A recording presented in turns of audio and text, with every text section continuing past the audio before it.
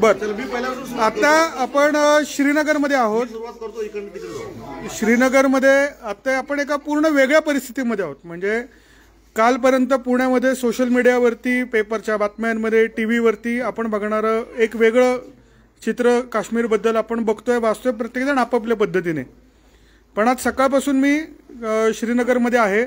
श्रीनगरमध्ये आपले महाराष्ट्रातले हजारो लोक कालपासून इथं होते. आता उद्या संध्याकाळपर्यंत सगळेजण आपापल्या राज्यामध्ये, आपापल्या शहरामध्ये पोहोचतील.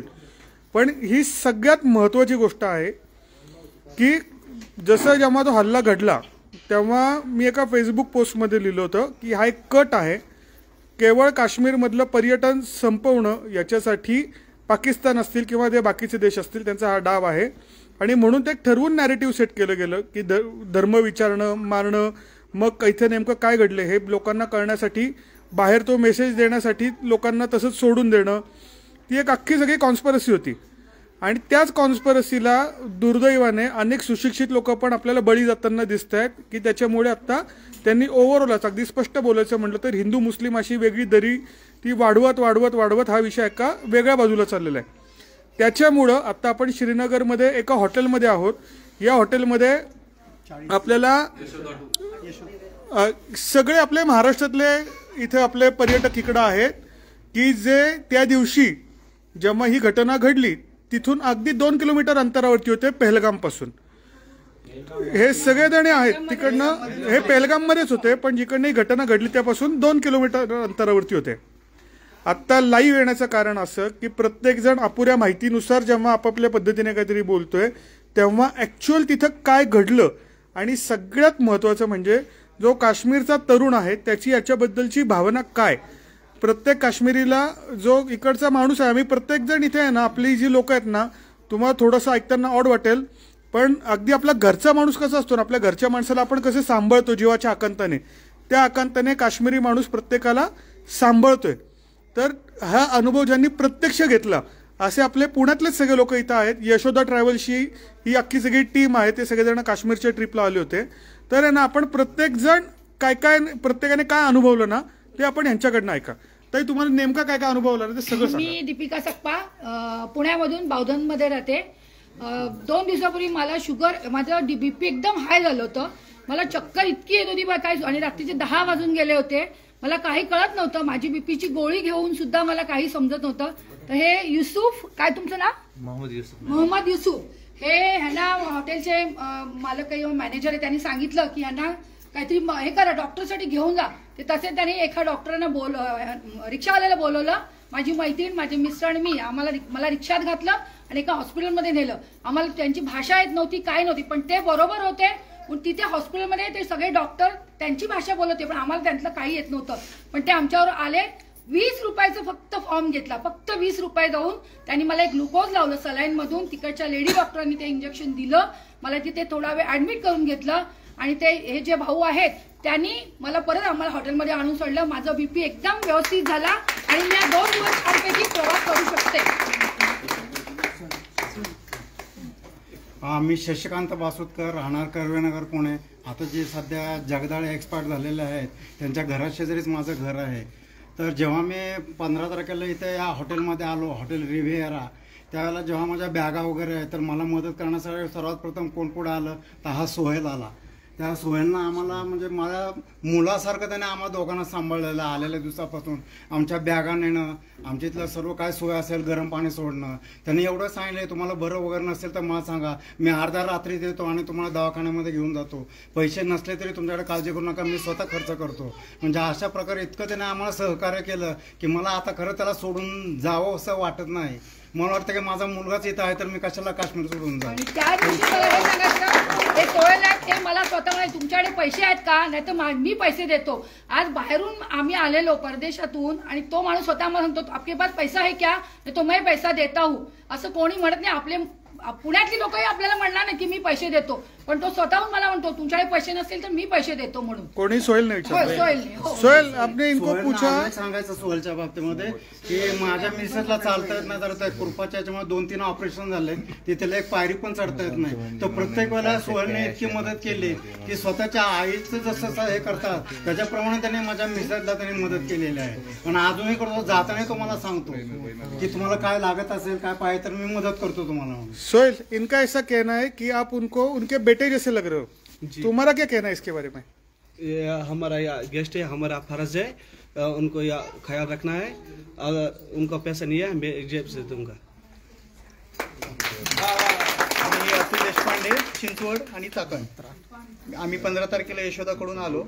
ज्या दिवशी इन्सिडेंट तिथं झाला पुलगामला, त्या 5 मिनिटाच्या अंतरावरच आम्ही सगळे होतो. आणि येता वेळेस आम्हाला पेहलगामला जो झाला तर तिथं 5 मिनिटाच्याच अंतरावर आम्ही सगळी परिस्थिती तिथली पाहिली. आणि आमचे जे हे ड्रायव्हर आहेत अशफाक भाई, मुस्ताक भाई, तर हे आमच्याकडे पहिल्यापासून आमच्याबरोबर होते. नेमकं त्या दिवशी माझी महत्त्वाची औषध आणि याची बॅग तिथल्या पुढच्या गाडीत आमची राहिली होती. तो ड्रायव्हर आणि तो माणूस नवीनच होता. शेवटी आम्ही त्याला कॉल केला तर तो आमच्यासाठी त्या हल्ला झालेला असताना सुद्धा पहिलगामच्या पोलीस स्टेशनजवळ तिथं येऊन आमची ती बॅग पण त्यांनी दिली. आणि एक ठिकाणी आम्ही असंच गेलो होतो की हा आमचा ड्रायव्हर आमच्याबरोबर 8 दिवस होता.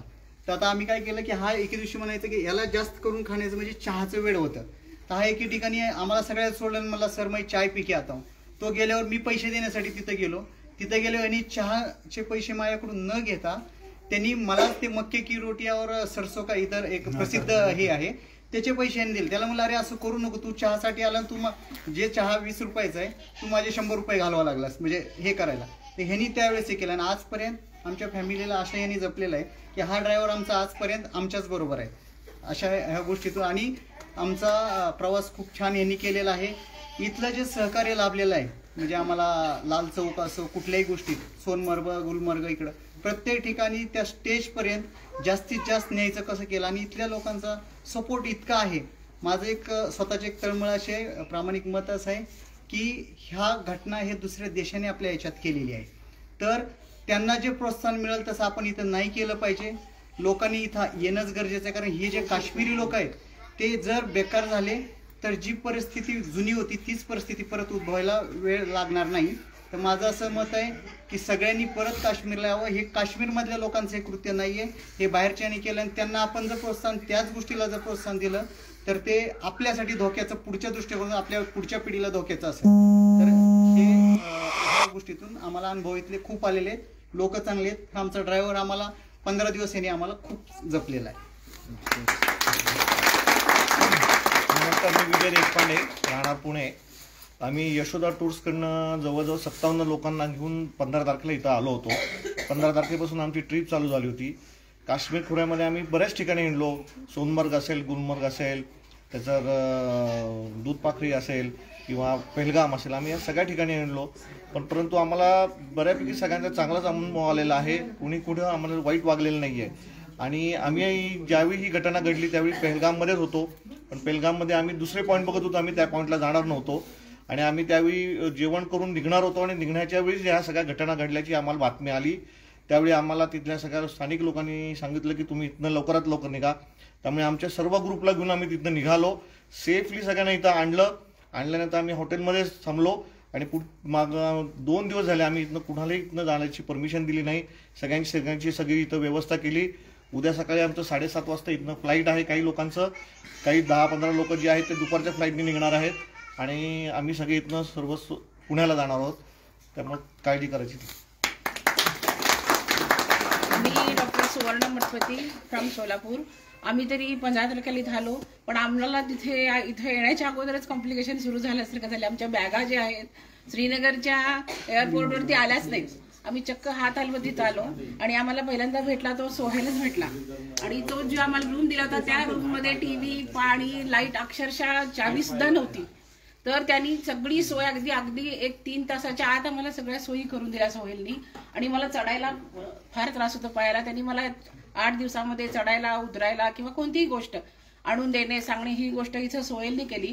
आणि दुसरा माझा सादिक म्हणून एक ड्रायव्हर आहे आमचा, तो पण आम्हाला म्हणजे अगदी व्यवस्थित सगळ्या गोष्टी दाखवणे. इथल्या श्रीनगरमधले आम्हाला स्पॉट अगदी आम्हाला माहीत नव्हते, प्रत्येक स्पॉट तो थांबून आम्हाला हे स्पॉट हे आहे सगळी माहिती दिली. आणि तिथंही तो सुद्धा मला उतरायला चढायला माझ्या मुलासारखं मला तिथं मदत करत होता. आणि तो इथं तुम्ही जाऊ नका, इथे चढू नका, इथे उतरू नका किंवा इथेच थांबा, त्याला तिथे जे जे कॉम्प्लिकेशन वाटत होते तिथं त्या ठिकाणी तो तिथे मला जाऊ दिलेला नाहीये आणि तो व्यवस्थित आम्हाला इथं पोहोचवत होता. आणि तिसरा उमर म्हणून जो आमचा कार ड्रायव्हर होता तो काल, तो मात्र आम्हाला इतकं सुंदर म्हणजे आम्हाला कल्पनाही नाही एवढं छान तो आम्हाला हेल्प केला. कारण चंदनवारीला आम्ही खाली उतरून जाणार होतो, आम्हाला जाऊ दिलेला नाहीये तो. आणि जिथं चंदनवारी दिसते तिथं तो आम्हाला थांबवला आणि फोटोग्राफी इथे काढा तुमची छान दिसते असं तो आम्हाला सांगितला. आणि आम्ही तिथे फोटो काढले आणि ते करून आम्ही बेताबवाडीला व्हॅलीला आलो. आणि तिथे आम्हाला हे समजलं तेव्हा तो आम्हाला खाली उतरू सुद्धा न देता आम्हाला सगळ्यांना कलेक्ट केलं आणि गाडीत घातला. आणि तो मी तरी रडूच लागले, त्यावेळेस मला वाईट वाटलं कारण माझ्याही सुनेचा मला त्यावेळेस फोन आला आणि तिथं पळापळी सुरू होते. वातावरण बघून आम्हाला थोडंसं भीती वाटली तिथं. त्यामुळं तो म्हणाला तुम्ही अजिबात घाबरू नका, माझं घर जवळ आहे आणि घरही मोठं आहे, आपण जेवढे गाडीमध्ये आहोत माणसं त्या सगळ्यांना मी घरी नेऊन ठेवून तुम्हाला उद्या काय परवापर्यंत पण ठेवून मी तुम्हाला सुखरूप घरी पोहोचवू शकतो. त्यामुळे मला तरी 3 मुलांचा अनुभव माझ्या मुलांसारखा आलेला आहे, त्यामुळे मला छान अनुभव आलेला आहे. ज्यावेळेस जी घटना घडली त्याच्यानंतर आमचे हे ड्रायव्हर लोक आहेत सगळे, आमच्या ज्या गाड्या होत्या 3 गाड्या होत्या, आमच्या जवळ 45 लोक होते, तर त्यांनी आम्हाला इतक्या सुखरूप 2-2.5 तासात, त्यावेळेस आम्हाला गाडीत असं समजलं होतं की कुठेतरी एक छोटासा गोळीबार झालाय, कुणाला तरी छोटं मोठं खरपोच आली असेल. पण ज्यावेळेस आम्हाला इथं 4-4:30ला ह्यांनी इकडून तिकडून गाड्या काढून म्हणजे सगळं ट्रॅफिक असताना वेगळ्या रोडनी काढून आमच्या ह्या ड्रायव्हरांनी आम्हाला सुखरूप 4-4:30ला आणलं. त्या दिवशी आणलं ज्यावेळेस आम्ही संध्याकाळी बातम्या पाहिल्या त्यावेळेस लक्षात आलं की हा किती मोठा त्या दिवशी झाला. जे आम्हाला तिथं समजलं नव्हतं की 1-2 गोष्टी घडल्या असेल, म्हणजे 1-2 जणाला फायरिंग झाली असेल, आर्मीवर त्यांनी अटॅक केला असेल.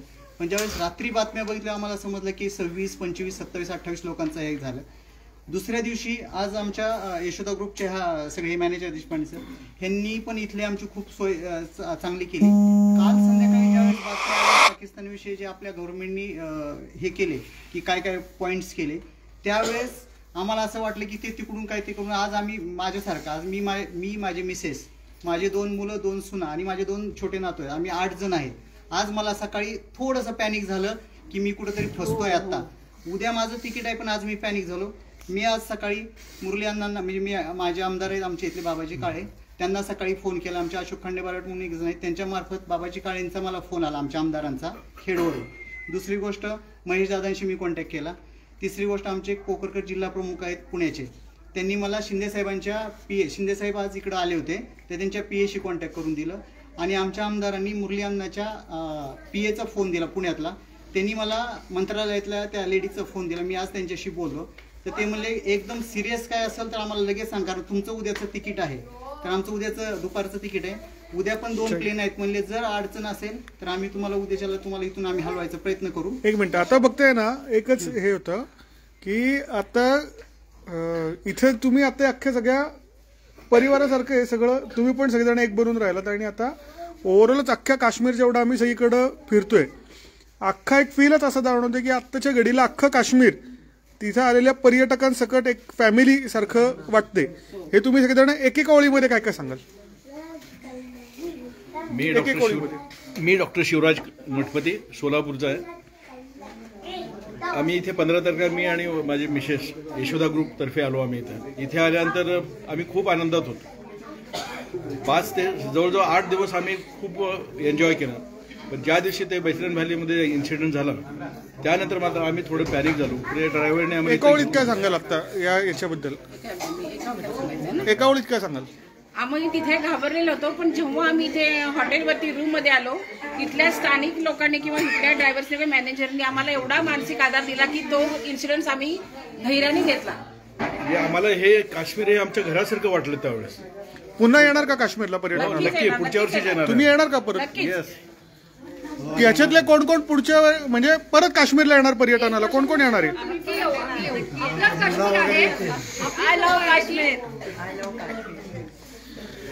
अब ये सब लोग बोल रहे हैं कि आई लव कश्मीर वो फिर से आने वाले, ये जो हमारे महाराष्ट्र के जो लोग देख रहे हैं, क्या बताओगे आप? जी सर, मैं इनको यही बताना चाहता हूँ, कश्मीर आओ, यहाँ पे ये हमारे जो ये हमारे साहब है, ये मेरी जान है, टूरिस्ट हमारी जान है। हम इनको यही संदेश आपके माध्यम से देना चाहते हैं कि कश्मीर आ जाओ, इनके लिए हमारी जान हाजिर है। सर यही आना चाहिए कश्मीर टूर के लिए, मतलब ऐसा कुछ भी नहीं है कश्मीर में जो बता रहे हैं, ऐसा कुछ भी नहीं होता है। बट हमारे टूरिस्ट, हमारे मेहमान आना चाहिए, हम इनकी रिस्पेक्ट। टूरिस्ट हमारी जान है सर, टूरिस्ट हमारी जान है। हम अपनी जान इनके लिए दे सकते हैं। अरे बोलो आप तो, अरे बोलो बोलो, बहुत अच्छा है। बोलो। ये सब लोग तुम्हारे बारे में इतना बोल रहे हो, बोलो बोलो। हिंदी में बोलो आप। कश्मीर में बोलो। बोलो। पहले तो सबको हमारी तरफ से अस्सलाम वालेकुम। हम आप सबको बस यही बताना चाहते हैं कि आप लोगों ने जो देखा है यहाँ पे, आप वही बताइएगा यहाँ से जाके वहाँ पे, कि आप जैसे हम आपके साथ चले, आपके जैसे हमारे भी माँ बाप है, हमारे भी भाई बहन है। हम वही सोच के, हमारी सोच वही है कि आप वहाँ से आए हो यहाँ, आप अपने मतलब ट्रिप खुशी से बिताना चाहते थे, मगर ये लास्ट के 2 दिन जो आपके साथ मतलब ये इंसिडेंट हुआ पहलगाम में, शुक्र है अल्लाह का कि पहले तो आप सही सलामत हमारे यहाँ पहुंच गए, वरना तो हम भी, पूरा कश्मीर इस वक्त रो रहा है। तो होना तो नहीं चाहिए था ये सब। जो अभी ऊपर वाले की मर्जी या जिन्होंने ये किया है उनको तो सजा मिलनी चाहिए। हमारा यही कहना है कि टूरिस्ट आए यहाँ पे, अपना टाइम यहाँ पे निकाले कश्मीर में, इससे तो हमारा भी काम चलता है और इनका भी अच्छा दिन निकलता है। बस यही कहना चाहिए। आता आहे ना, एक वेगळी ओळख करून देतो याच्यामध्ये, एकच मिनटं चालू ठेवा। या सगळ्याच ग्रुपला आपण सगळेजण काश्मीरच्या बद्दल सगळं ऐकत असतो किंवा बघत असतो। ज्याने लहानपणापासून काश्मीर पण बघितला आणि महाराष्ट्र पण अनुभवला असा आमचा जाहीद आहे आता इथं, जाहीद भट। जाहीदची ओळख म्हणजे जाहीद गेले किमान 20 वर्ष पुण्यामध्ये आहे। तो आता पक्का पुणेकर झालेला आहे, तो मूळचा काश्मीरी असला तरी।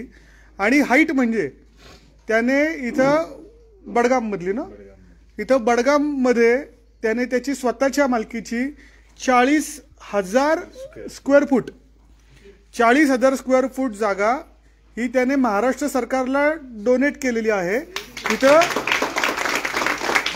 कशासाठी तर तिथं महाराष्ट्र सदन मानलं जावं म्हणून, म्हणजे जाहीदच्या जागेमध्ये 40,000 स्क्वेअर फुटामध्ये महाराष्ट्र सदन उभारलं जाणार आहे की जिकडे आपल्यासारखे सगळे पर्यटक तिकडे एकदम अल्प याच्यामध्ये म्हणजे ऑलमोस्ट फुकट तिथं चांगल्या पद्धतीने राहू शकतील, असं ते जाहीदने ते केलेलं आहे। जाहीद तू आता सगळं बघतो, तू महाराष्ट्र बघितलाय, काश्मीर बघितलंय, हे आता सगळं बघतोय, तर काय तुझं काय याच्यावरचं मत? माझं मत असं आहे की मी कालपासून मी 200 पेक्षा जास्त लोकांना भेटलेलो आहे। काल पण सोलापूरचा एक ग्रुप होता, महाडचा एक ग्रुप होता, पुण्यातनं फोन आले। आम्ही कालपासून हे सगळे ह्याच्यात चालू आहेत। तर सरहद संस्थेच्या माध्यमातून आम्ही हे सगळं काम करतोय। आमचे भरपूर व्हॉलेंटियर्स आहे। काल काही ग्रुप होते, खूप घाबरलेले होते। तर आमचं असं आहे की आम्ही आता प्रेझेंट इथं आहोत काश्मीरमध्ये। मी पुण्यात असतो, मी 15 तारखेला आलो। आता ही परिस्थिती बघितली तर आम्ही सगळ्यांना मदतीला आम्ही हेल्पलाईन चालू केली, पूर्ण ह्या ठिकाणी आलो। आणि आता असं तर वाटत नाही काय काश्मीरमध्ये, तसं काय वाटत नाही। सगळे काल पण आम्ही बोललो, आज ते परत गुलमर्गला फिरायला गेलेत, सगळे लोक घाबरले होते, पण काल त्यांच्याशी बोललो, त्यांना थोडासा कॉन्फिडन्स दिला, आधार दिला, आज ते गुलमर्गला गेले। काल एक ग्रुप जम्मूला पोहोचवलं, काल काही लोकांना विमानातनं पुण्यातनं पाठवलं। तर एकूण अनुभव असा आहे की आता ग्राउंड लेवलवरती सगळं चांगलं चालू आहे, व्यवस्थित चालू आहे। जे काही झालंय त्या साईडला ते कोणी केलंय, काय केलंय ह्याची ते तपास होईलच, पण एकूण काश्मीरी माणूस म्हणून, काश्मीरी व्यक्ती म्हणून जे काश्मीरच्या लोकांनी भावना, काश्मीरच्या लोकांनी सहकार्य केलंय ते खूप म्हणजे सॅल्यूट वापरत आहे। आणि महाराष्ट्रामध्ये खूपच मी 20 वर्ष मी आताही राहतोय तिथं, तर माझं त्याच्याबद्दल काही शब्दच नाहीये महाराष्ट्र। वा, तर हे एकंदरीत हे आता हे एका हॉटेलमध्ये आम्ही फेसबुक लाईव्ह केलं, दिवसाभरातली सगळी कामं संपल्यानंतर एवढे वेगवेगळे अनुभव आहेत। म्हणजे एक 3 लोक आजोबा, आपण दिलछाते वगैरे सगळे पिक्चर बघतो की 3 मित्र कुठेतरी फिरायला जातात आम्ही असे 3 आजोबा बघितले की एकांचं वय 84 आणि उरल्या दोघांचं वय आहे 82. ते जेव्हा ही घटना घडली त्या जागेपासून हार्डली असेच एक 10-15 मिनिटाच्या अंतरावरती ते लोक तिथं होते. ते वाचले, पण त्याच्या पुढं काश्मीरमधल्या प्रत्येक माणसाने आपल्या घरातल्या वडिलांच्या सारखं त्या 3 आजोबांना सांभाळलं आणि आता उद्या ते पण आपल्याकडे महाराष्ट्रामध्ये परतणार आहेत. हे प्रत्येक चित्र, हे जे चित्र आहे ना, ते आता काश्मीरमधल्या प्रत्येक चौकामध्ये, प्रत्येक गल्लीमध्ये हेच चित्र दिसते. अक्षरशः ते मातम म्हणतो ना, अख्खं काश्मीर आज ढसाढसा रडत आहे. ते आपल्या सगळ्यांच्यासाठी की अरे हे काय होऊन बसलं. त्यांना पण हा पूर्ण अनपेक्षित गोष्ट आहे. भविष्याची चिंता आता या प्रत्येकाच्या पुढे आहे. त्याच्यामुळं आपली प्रत्येकाची जबाबदारी बनते की कुठल्या तरी अर्धवट माहितीनुसार, कुठल्या तरी व्हॉट्सअप फॉरवर्डच्या नुसार आपली मतं इतरांवरती न लादता, याला धर्मयुद्धाचं स्वरूप न देता, आंतरराष्ट्रीय कट नेमका काय आहे, तो कशासाठी आहे, तो समजून घेणे आणि त्या पद्धतीने ॲक्ट होणार आहे. आता उद्या हे सगळेजण पुण्यामध्ये पोहोचतील. जोपर्यंत महाराष्ट्रातला शेवटचा माणूस इकडनं काश्मीरमधनं निघत नाही तोपर्यंत, म्हणजे साधारण अजून 2-3 दिवस लागतील, महाराष्ट्रातला शेवटचा माणूस इकडनं काश्मीरमधून निघेस तोपर्यंत आम्ही सगळेजण इथं आहोत. हे सगळेजण लोक उद्या पोचतील. फक्त विनंती या व्हिडिओच्या निमित्ताने आमच्या सगळ्यांच्या वतीने हीच आहे, ॲक्च्युअल काश्मीरमध्ये काय घडते आम्ही बघतोय. उगाच तुम्ही अव्वाचे 10 करून तिकडे पुणे मुंबई सोशल मीडियावरती विनाकारण कोणत्याही गोष्टी पसरवू नका, व्हॉट्सअप फॉरवर्ड्सवरती विश्वास ठेवू नका. इथली परिस्थिती खूप वेगळी आहे. आता हे आम्ही आता ठेवतोय, पुन्हा आपला तो सगळा जो ग्रुप आहे आपला, केवढे लोक आहेत इथं, ही एवढी सगळी लोक आहेत की जी पुन्हा काश्मीरला येणार आहेत. सगळेजण फुल एकदम रेडी आहेत आणि हे आमचे मेन हिरो लोक. पुन्हा एकदा कुठे गेले बघा, हे सगळे मेन हिरो लोक, आपल्या मेन हिरोची वेगळी आहे.